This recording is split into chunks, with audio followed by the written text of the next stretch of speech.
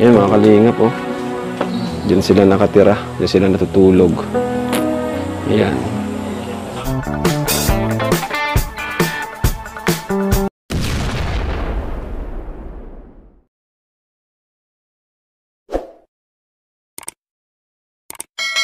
Magkapatid na batang half Australian viral ngayon.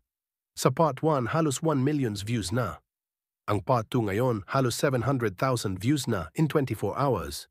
Marami talagang netizen na naantig sa kwento ng dalawang magkakapatid na nagtatrabaho sa bundok. Nagsusumikap para makatapos sa pag-aaral at makaipon ng pera para may pangkuha ng passport at mahanap ang kanilang tatay sa Australia. Mababait ang dalawang bata dahil hindi sila sumuko sa hamon ng buhay kahit naghihikahos sa paghanap ng pera para sa kanilang pagkain araw-araw at ibang gastusin. Grabe mga kalingap.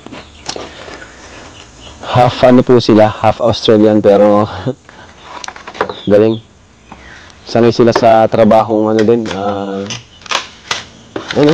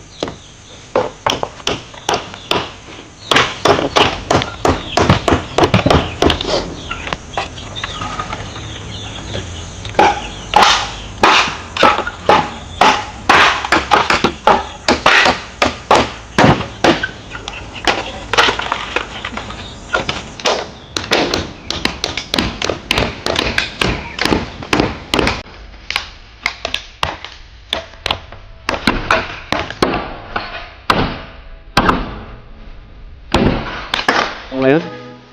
Bilog. Galing.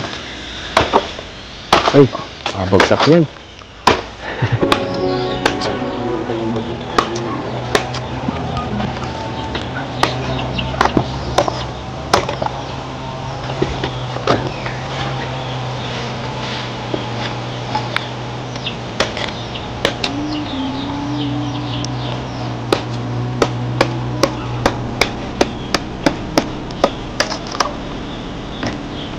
Galing, oh. Sanay-sanay.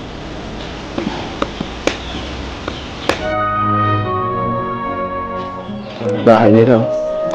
Kating barako. Yun, oh. Ito yan dyan. Bagulong ka po, eh. Bagulong ko yan. Galing.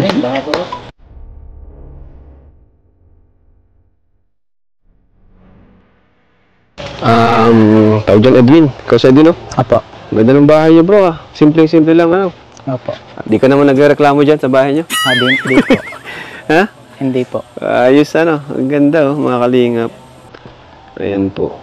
Nakakatawa, mga kalingap. Napakasimple lang talaga. Gawa po ng ano po, kawayan at saka... Kawayan, ano. Apo. Sanay ka naman sa ganyang pamumuhay. Apo, sanay po. Sanay ka. Dito ka, ano, bro? Yan, mga kalingap, oh. Diyan sila nakatira. Diyan sila natutulog. Ayan. Kahit walang internet, cellphone, parang kayang-kaya nyo, ano? Apo. Kasi mga kabataan ngayon, kailangan ng, ano, may internet. Kayo, wala talaga. Kaya sanay kayo sa ganito. Apo. Pag bago kami online, lawas po doon sa may piso wifi. Bago mag-online, doon. Opo. Doon. Pero dito, kaya okay lang dito na walang ano. Okay lang.